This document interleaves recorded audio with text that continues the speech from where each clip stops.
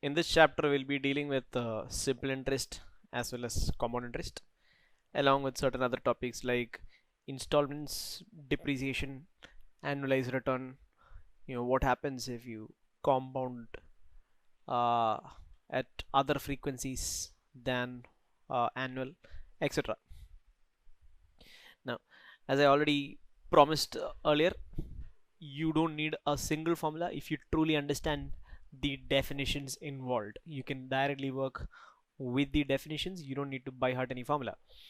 Also, just like in the profit loss chapter, I am gonna be changing the conventions up a bit, and there will be corresponding changes in the formulae.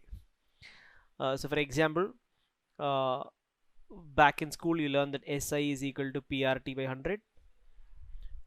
This was a formula that you use when, so in the question they'll say rate is 10%, right?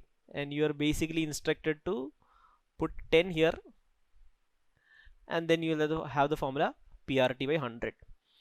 I'm saying if you have rate is 10%, the value that you should put in the R in PRT is 0.1.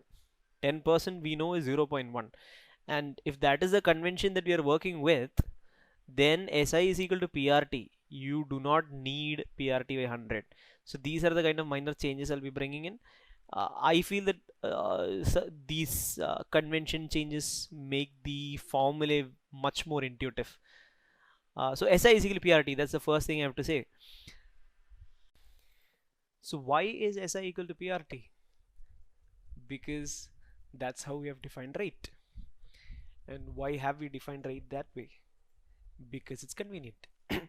Just like I say in every arithmetic chapter, it all boils down to the definition of the rate in that chapter and why we have defined it that way. So let's just look at this.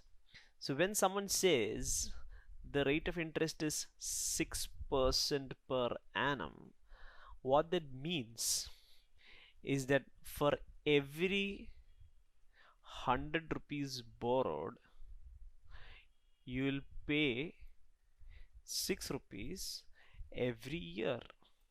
That's what it means. 6 for 100 is the 6%, and every year is the per annum.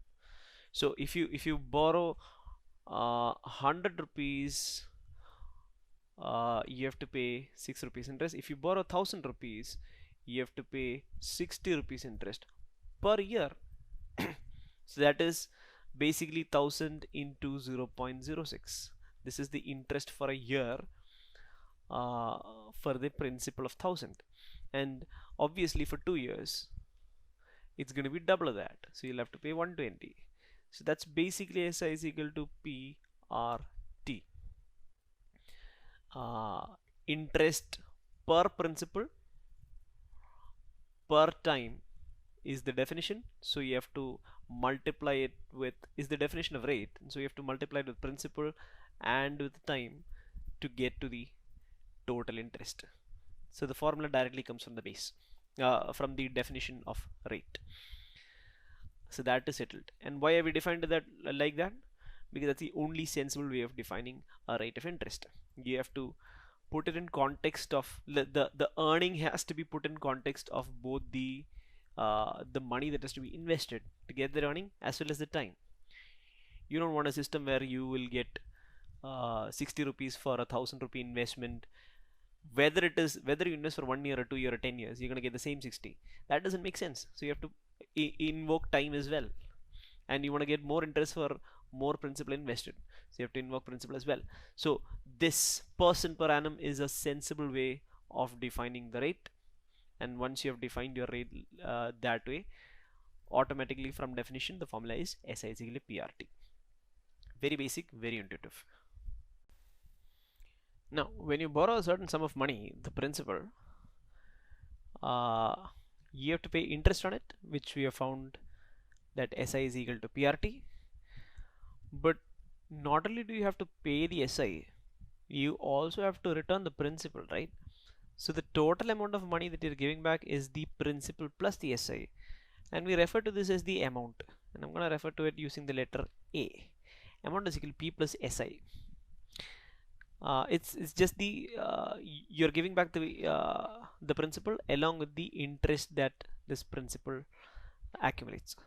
Together you have to give it back. That is called the amount.